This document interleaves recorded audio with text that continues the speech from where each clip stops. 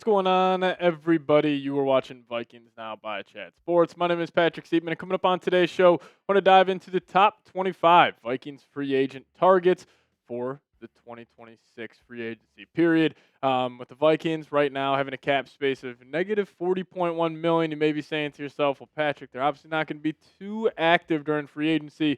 But they can create over $35 million in cap space with just some various moves. And there's also reports out there that the Vikings will be aggressive this offseason in acquiring more talent. So we'll dive through 25 names here on today's show. But before we do so, if you guys want to get some Vikings Now Valentine's Day gear, this is your last chance to ensure yourself of getting these delivered by February 14th. And we have them married into this line. I think this design is absolutely awesome. I ordered a couple myself for my mom and my girlfriend. So if you guys want to get yourself some, hit that link in the comment section and description of today's show. The married into this line here at Vikings Now by Chat Sports. Just hit that link, chatsports.com/VikingsVday. All right, let's talk about the Vikings' top roster needs here to kind of outline today's show. So number one, I think, is the safety position. Number two, cornerback. So just overall the secondary needs a lot more talent there. I think they should lean into it as well, lean into the strength of Brian Flores and this defense. And number three, the linebacker position with Eric Wilson set to be a free agent. I do expect the Vikings to have some interest in bringing him back, but if they don't, they need that other guy next to Blake Cashman. The center position with them most likely cutting Ryan Kelly. Then also the tight end position with the Vikings most likely cutting TJ Hawkinson. But number 25 here, we'll start off with an NFC North foe that a lot of Vikings fans are familiar with, and that is Alex Anzalone. Now, Alex Anzalone, he's obviously not like the high-end linebacker like the Roquan Smiths, like the Fred Warners of the world, but he is a very good linebacker. He's just a solid veteran in the National Football League. And I'll tell you what, it would be fun to steal Anzalone from the Lions. And also, an even more fun note, could you imagine the hair on the Vikings defense if you had Anzalone with his golden locks and Andrew Van Ginkel with his golden locks? It would be absolutely awesome. So just for that reason, give me Alex Anzalone. But number 24 here, Kobe Bryant of the Seattle Seahawks, safety.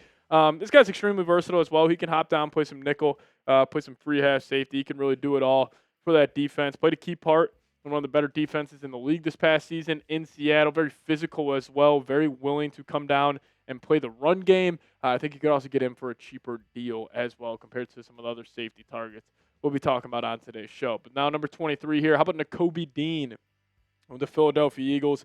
Undersized, but a freak athlete. This guy flies around the football field. He hits very, very hard. Does struggle in coverage a decent amount, but he is good against the run. And I think Brian Flores is a guy, especially with these linebackers who are maybe like one-trick ponies where they excel really, really good at one certain aspect of the game, but, aren't that good at another. Like, he can't hide them a little bit. I mean, we saw what he did with Ivan Pace. Now, eventually the league kind of caught up to what the Vikings were doing with Ivan Pace, but I could see him doing that with Nakobe Dean, except just, having to be more sustainable. Now, number 22 here, how about another NFC North foe, Jaquan Brisker. Now, I will say after Jaquan Brisker was talking a lot of noise about Justin Jefferson, I don't know if I want to bring him in, but the Vikings need to add some talent at the safety position. And it'll be interesting to see how the Vikings play this because the NFL draft, you're obviously probably not going to get Caleb Downs. You got McNeil Warren out of Toledo. I think there's a chance also McNeil Warren's gone before the Vikings are picking at number 18. They need that as safety, though. And with free agency before the draft, do you really want to risk not having that other starter next to Josh Metellus heading into the draft? Because then what? Are you going to draft Dylan Thieneman at pick number 18? I think that would be an incredible reach, but maybe the Vikings do. So watch out for maybe a lower level guy like a Jaquan Brisker, just to add more depth to that position. But how about a bargain center option for the Minnesota Vikings with the Carolina Panthers? Cade Mays coming here at 21 on our list. Now, Cade, pretty solid center. I mean, he's probably a middle of the pack to low end starter in the National Football League, but he is 26 years old. So if you're have any interest in him, you're probably assuming that he's going to be starting to play some of his best football over the next couple of years in his NFL career. But good pass blocker. Came in with a 69.4 overall PFF grade, which is 13th in the league. Does struggle a little bit in the run blocking department, 33rd in the NFL, but overall 24th in the league. So about a middle of the pack, low end starting center that the Vikings could target. Now another safety here for the Vikes, Cameron Curl of the Los Angeles Rams. This guy's a stud. He put another big part for the Rams defense this past season. Here are his coverage stats. Only allowed 419 yards, had 5 PBUs, had 2 interceptions, completion percentage allowed of 77.6, and a quarterback rating allowed of 82.4. Very versatile as well. So, again, talk about those versatile safeties. Obviously, they all play well with what Brian Flores likes to do. Now, Chig Okonkwo coming in here at number 19, the tight end for the Titans. Now, I think this is a good option if the Vikings, if they kind of want to go a little bargain shopping at the tight end position where, maybe they aren't fully ready to pivot off, TJ Hawkinson and get that immediate upgrade like a Kyle Pitts, for example, and they just wanted to go a solid, fill the place of what TJ's been doing. Chig's a good option. Like, I think Chig's honestly a better tight end than TJ Hawkinson at this point. Also, the thing I love the most, check out the games played you see on screen right now. He's been healthy for the last 4 seasons, playing all 17 games. I think the combination of him and Josh Oliver would be very intriguing for me.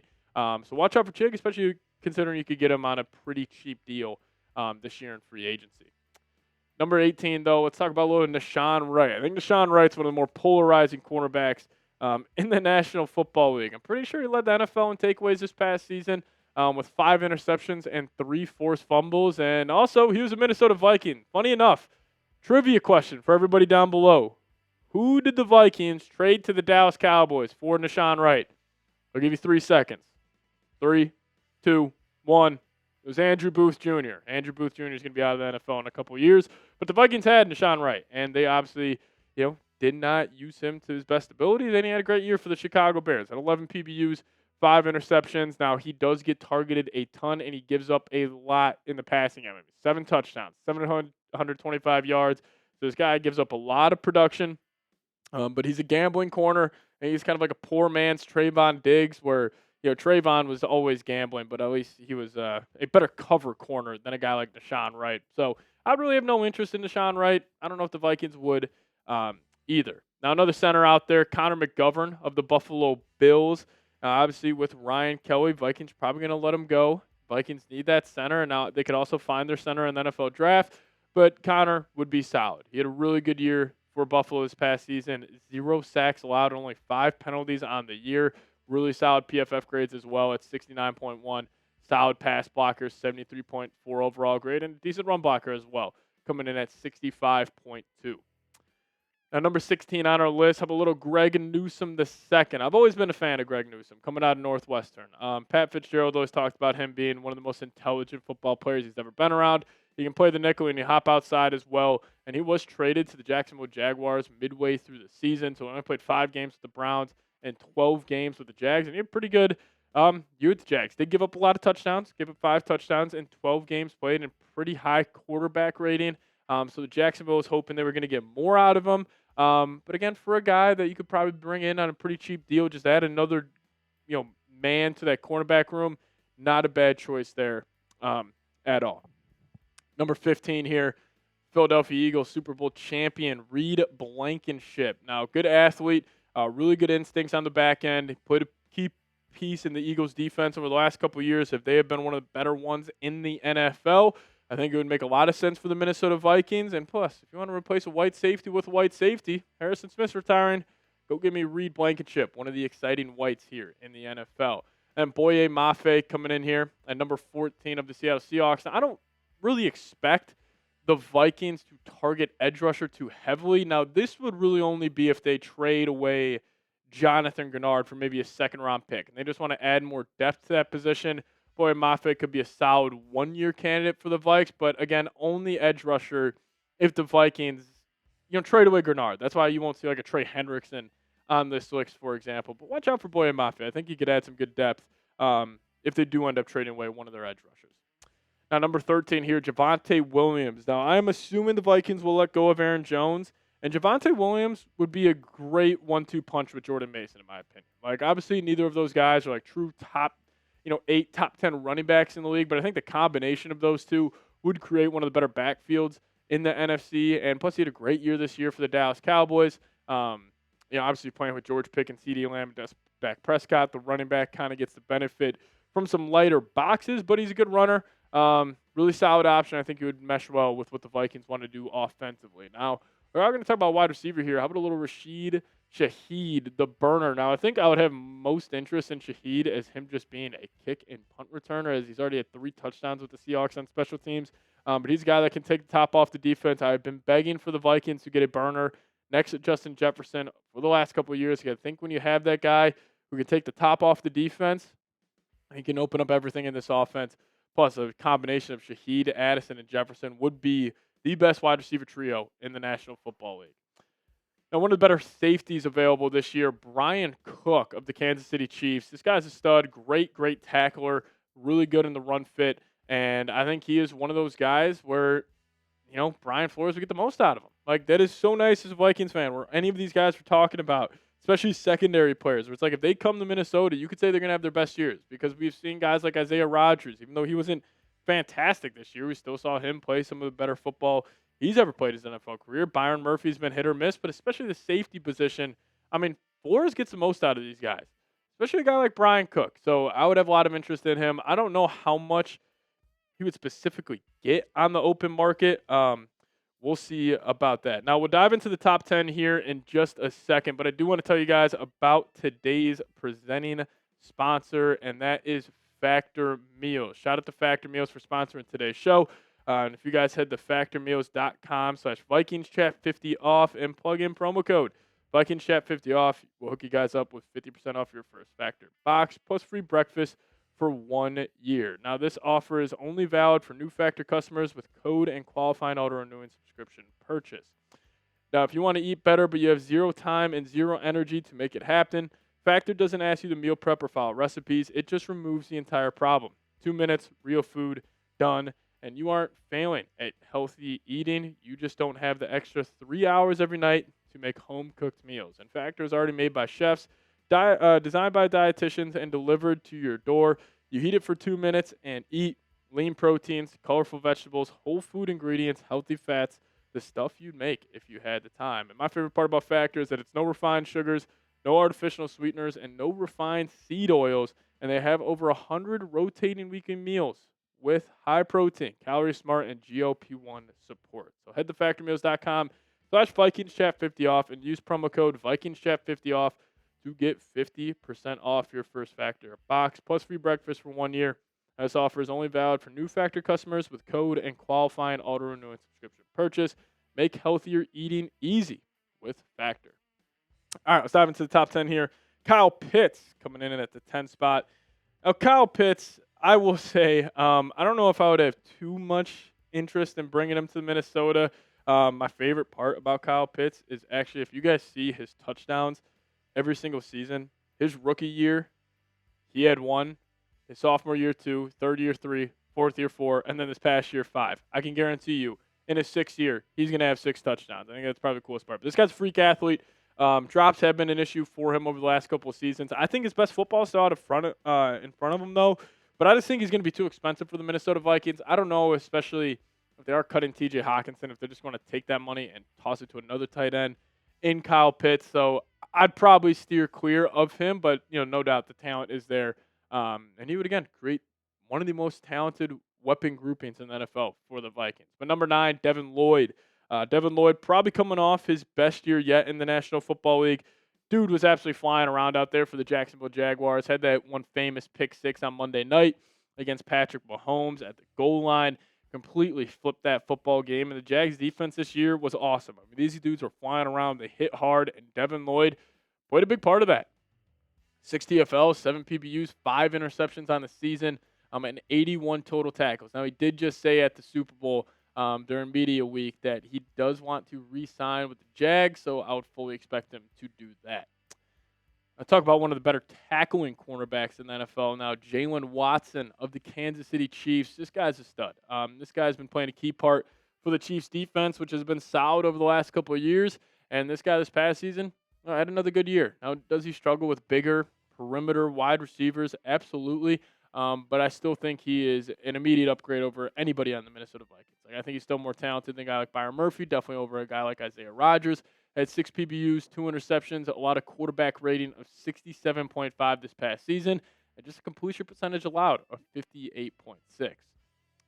Now, another polarizing option at the CB spot coming in at number 7 on our list, Reek Woolen of the Seattle Seahawks. Reek Woolen, I have mixed feelings about him. Obviously, the big outside corner. This guy's got some swagger. He's got a alphaness about him that I like. He loves to talk some smack. I mean, you guys saw it in the NFC title game when he almost lost the Seahawks the game with getting that brutal penalty on third down. This guy's got some swagger to him. 12 PBUs on the year, allowed 3 touchdowns, had 1 interception. I would be interested in bringing in Reek Woolen, but we'll see if they do just that. But, all right, let's talk about Quay Walker here coming in at number 6. Quay Walker, fast linebacker. I think he kind of took a step back this past season for the Green Bay Packers. Obviously, his stats don't really show it, but I mean, Quay was the second linebacker next to Edgerrin Cooper. I think Edgerrin Cooper is one of the most underrated players in the league in Green Bay. I would just kind of expecting more from Quay. I mean, the tackle numbers are ridiculous. Like, this guy's had over 100 tackles each of the last 4 seasons. But he does get flushed out of plays a decent amount. But as the guy next to Blake Cashman, I'd probably consider it. Number 5, Alontae Taylor, cornerback for the New Orleans Saints. I like Alontae Taylor. I just think he's probably going to sign like a 3-year, $58 million deal, and I think that just might be out of the Vikings' price point right now, and he's also coming off a really down year. The talent's there with the guy. Like, he does make plays. He's good against the run, a willing tackler, but he gave up a lot this year. And the Saints defense actually wasn't terrible, but he did give up 8 touchdowns, a quarterback rating of 108.7. I'd probably steer clear of Alontae at the price he's probably going to go for. But who knows? Maybe the Vikings end up bringing him in. John Franklin Myers coming in at number 4 here. Edge rusher, interior defensive lineman, can really play any position on the defensive line. But this guy had a great year for Denver this past season. 7.5 sacks, 39 pressures. Now, I do think he is a guy that kind of is the benefit of the guys he was playing around. Like, the Denver Broncos defensive line with Zach Allen and Nick Bonito, like, they got absolute dogs all across the field that I think he just kind of walks into sacks. Did generate a good amount of pressures, though. But I'm pretty sure the Broncos were, like, first team in NFL history with, like, 6 guys with 30-plus pressures. So I think he'll probably get overpaid a little bit. I'll probably steer clear of John Franklin Myers. Now, how about this one? Coming in at number 3, Malik Willis. I'm sure you guys just gasped at the thought of the Vikings signing Malik Willis. But if the Vikings don't believe in J.J. McCarthy, they could go with Malik. I'm pretty sure his completion percentage was like 80.1 this season, completing 30 of 35 passes. He has been a very accurate passer. QBR good. The numbers look great. Again, the sample size is just too small for me. Like, I would rather take a risk on McCarthy than take a risk on Malik Willis. Considering you're also going to have to give Malik Willis probably $20, $25 million, probably say no to that. Now, number 2, Breece Hall. I would be curious if the Vikings would go all in on a running back like they would with Breece. Breece would probably get 3 for 36 on the open market, maybe even more than that. But there's no doubt the talent's there with Breece Hall. A good pass catcher, an explosive back. And, I think he's one of those guys like, hey, leave the New York Jets. You're probably going to have a good career elsewhere. I could see him coming to Minnesota with Jefferson, with this system, and having some of his best years of his career. But again, I don't know if the Vikings will be willing to go up to the price that Breece Hall will demand. And I think same can be said about Tyler Linderbaum. Now, the Vikings go out there and get Tyler Linderbaum. Their offensive line should be one of the best in the league. Just flat out. Like, he is the top 3 center in the league. You would have Donovan Jackson in year 2. Will Fry's hopefully getting better, and 2 elite tackles. You would have all 5 positions on the offensive line checked. He's probably too expensive for the Vikings. But if you want to go all in on one guy, either give me an all shutdown corner like Jamel Dean. Left him off this list just because we talk about him all the time. I would be interested in going all in on Tyler Linderbaum. We'll see what the Vikings do. But if you guys could name a free agent the Vikings should sign, down below in the comments section. Just went over 25. Appreciate all of you guys watching today's show. As always, Skol Vikes.